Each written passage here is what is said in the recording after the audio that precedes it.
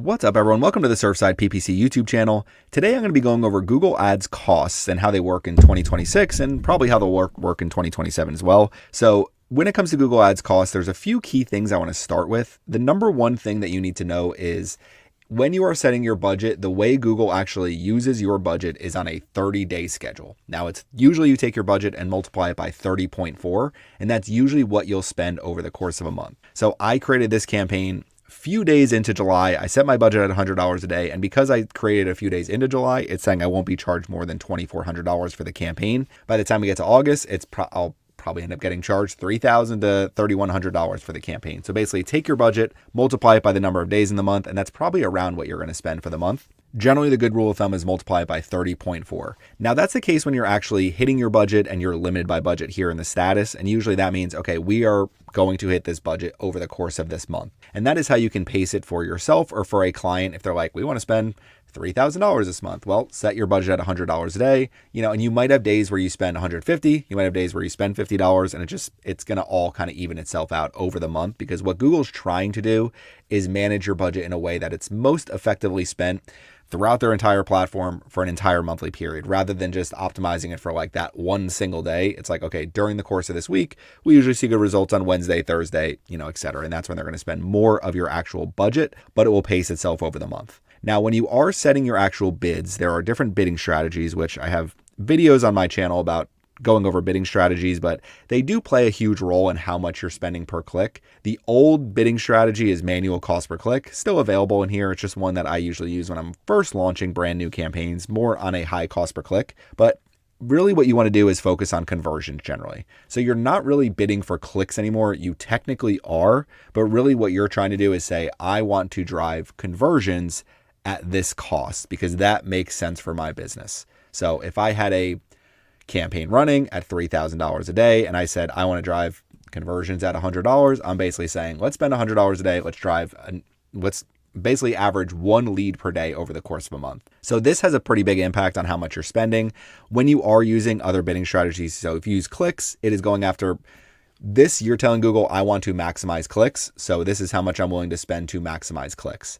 So I have mine set at manual CPC, and part of it's to show you this example, but also when I'm launching a new campaign with a high cost per click, generally what I'm going to do is use exact match keywords, pull out what I think are the absolute best keywords for what I'm trying to target, max cost per click. Now I purposely set this low at $5 because I wanted to see what the status was that came in, but this is basically saying I need to bid $28 essentially to get onto the first page of Google. The first page bid is saying it's $26.07. So what you can do is do a quick run through here, edit, change max CPC bids, raise bids to the first page CPC. If you don't set this here, it will set whatever you have it set at. If I go, okay, my max bid limit's going to be 20, then basically these ones aren't going to change. So it's going to make these ones and increase those bids up to at least $20 because they're above that first page bid estimate. There's also top of page bid. So top of page is actually at the very top of Google. First page bid only guarantees that you're going to get an impression somewhere on the first page of Google. It could be at the very bottom of the page, could be in the top portion, but generally setting it right below or right above the first page bid is not going to get you to the top of the page. So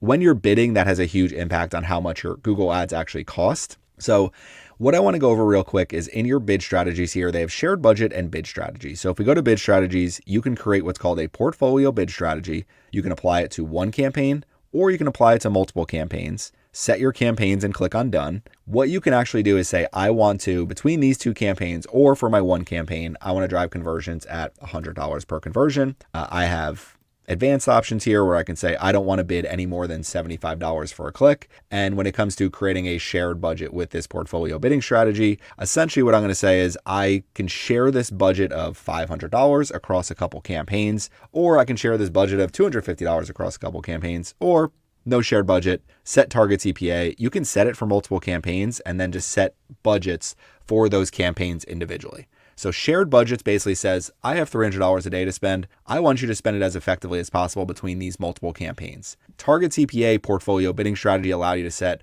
what you want to drive conversions for and how much you're willing to bid to enter auctions. So let's get over to our actual presentation here. That covers all the main things as far as budgeting, bidding, and how those kind of impact your overall costs. One quick thing I'm going to show here is when you go into your actual billing summary, and I'll reference this again, this is going to show that a threshold charge for this client was $503. The last payment was yesterday. Now we have a balance of $493. This is actually not, I changed this number. So ultimately, once they hit the next 500 or 503, their card is going to get charged again. So that's how you actually get charged in Google. When you first launch your ads, you may notice a lot of smaller charges until you hit that $500 threshold. Then every time you spend $500 in Google, you are going to have a $500 charge from Google Ads. So I have had clients scale their budgets up and they go, Google is hitting my card every day. I'm like, well, you're spending $750 a day. And that's kind of how Google works with things. So it's not like you're going to get something at the end of the month.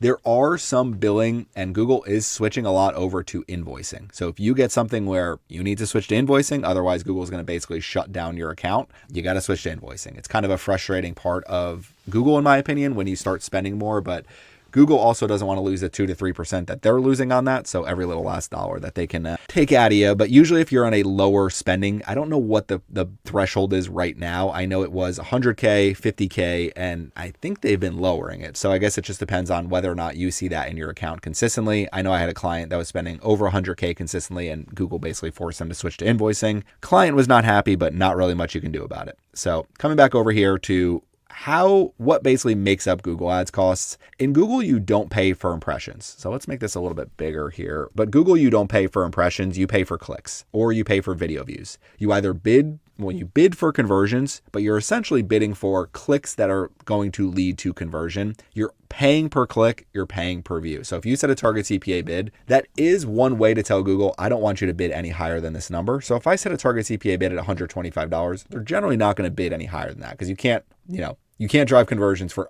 $125 or less if you're bidding over that number. So it does kind of do a built-in cost per click that way. If you just set up maximize conversions bidding with absolutely no, if you cancel out here, new bidding strategy. So maximize conversions, you will see really high cost per clicks in some case with this. So I never really use maximize conversions until I have a little bit of data, or if I'm working with a client that doesn't have some crazy cost per click. Worked with somebody who had a $400 daily budget set, and campaign wasn't running. First 2 clicks ended up costing about $750. So that Google said, well, you're spending $400 a day. We can spend $750 a day on these 2 clicks because 4 days have passed. We haven't spent your budget. So I always say, much better off going with maximize clicks or manual CPC with exact match to start for those high cost per click industries. And then as soon as you get conversion data, then you want to switch over to maximize conversions, target CPA, and they will perform much better with conversion data. So coming back to our little presentation here, plumber running a search campaign, $25 max cost per click, or, sets a max CPC for his emergency plumbing ads. Click is always going to cost less than the $25 max. Real price is set by the competing bids in the auction. So if he's bidding $25 and getting nothing, you got to bid higher. If you're bidding $25 and getting tons of clicks and every click is a lot cheaper, you could potentially bring your bid down. So it really depends on overall competition. Average Google Ads costs really range widely. So I pulled open a little bit of data here. So we have keyword ideas, tree removal near me. If we look in the United States, you could see tree removal near me, $3.35 low range to $17.38 high range. If I go, okay, let's change this to Los Angeles, California, and we'll use the full DMA region of California. Now this is $6.88 up to $34.53. We get better average monthly search data for the local market. So you can kind of anticipate if you're looking at, I want to target tree removal near me in the Los Angeles market. Now this may change, and I wonder if this will even come up. As you go into higher end areas, generally, your cost per click are just going to, we don't have it for that small of an area. Your cost per click is just going to continuously increase. So just understand if you see, okay, well, I can get on the first page for $6. Problem is that sometimes you really want to bid higher, like $17 to be within Los Angeles, the city limits. So you'll see that the low range sometimes in areas where there's more upside, there is going to be a higher bid. You just need to understand, I need to bid this for clicks. So I need to make sure I have my campaign set up really, really well. What shifted with Google Ads a lot is people think they can do it themselves. And it's really hard when the clicks look this expensive, because it's easy to waste a lot of money when you spend this much per click. But tree removal, so if I do car accident lawyer, very expensive keyword. Across the United States, the minimum bid is $101 right now. I have worked with a car accident lawyer in Florida, and we'll just say in the Tampa region. It was a little bit out different, but if you go Tampa, Florida, let's say, and we get our top of page bid is up to 146. High range is up to 814. Accident lawyer, 1,000. I don't think Google goes higher than that. So these are for a one single click. Now people are gonna be like, this is crazy, but if there's upside behind this, car accident lawyer near me, and every 5 clicks is gonna cost you over $1,000. But if every 5 to 10 clicks you land a case, then you're happy. Does it always work well that way? Not really. E-commerce is much different if you look at something like running shoes. So running shoes, 46 cents to $2.31. Hoka, OnCloud, Brooks, really low in terms of bids. OnCloud, pretty high, top of page. Somebody is bidding really high on that. So you'll see the different keyword types by what service or product it is, and it really depends on upside. For Brooks shoes, they have to drive 10, 15, 20 clicks for a sale. So if you're in that 30 cent, 40 cent range, at a certain point, it's like, what is our profit margin on this shoe? So that's why when it comes to bid ranges, sometimes it's a lot lower on certain things where the profit margin isn't that high because you're in a volume game. Whereas car accident lawyer, you're in a, let's get a few cases and we can make a lot of money. So coming back over to our presentation, that is a huge part of cost per click ranges is just, per industry, per location, it's going to be different every single country you're in. So monthly spend, I would say small businesses, generally 5,000 to 2,500. Some that are, local mid-sized, 2,500 to 10,000, and then larger is usually 10,000 and up. Some, hundreds of thousands of dollars per month and up. So it just really depends. If you're a multi-location practice, then definitely becomes a higher overall spending. So we'll go to our next slide here. Is $10 a day enough? $10 a day, $300 per month. It's generally not going to be enough. It's something you can run a test for and just say, okay, we want to drive a few clicks this month and just see what comes in. But an HVAC contractor with a $10 daily budget will probably be able to drive about 7 or 8 clicks total for the month. So you're really looking at budgeting $300 per day in that case. So I would say when it comes to budgeting, if you're a one local service company, I generally say $100 a day. That is like spend $100 a day and your goal is to get a lead or 2 every single day and turn that into estimates, offers, new clients. Over time, you might be able to get more than that, or you say, let's go up to budget $200 a day and let's try to get 3 to 4 leads every single day. And that's ultimately what you're trying to do is say, okay, we're trying to keep our estimators as busy as possible. For e-commerce, it's about what is our return? Can we scale this up? And then for B2B, it really depends on how big of a company you are. For me, I don't really run ads because I am not a big agency. It's more, I work with a good set of clients. I don't have 5,000 clients and 200 account managers. So it's not one of those things where I'm just like this big churn and burn agency. If I were, then I would probably run ads and probably spend 20 grand a month on ads and just try to keep the lights on. So essentially how much you need to budget is really dependent on the cost per click I showed you previously and ultimately what you're expecting out of Google Ads. But $10 a day is generally not going to be enough for most industries, markets, and services. And I would say generally a starting point is probably closer to $50 a day. So next is, why did Google Ads charge me $500? We already covered that. So Google bills on a threshold. So once you hit that, you have 50, 200, 350, 500. So you'll keep hitting that. And then it's less frequent charges over time unless you increase your budgets.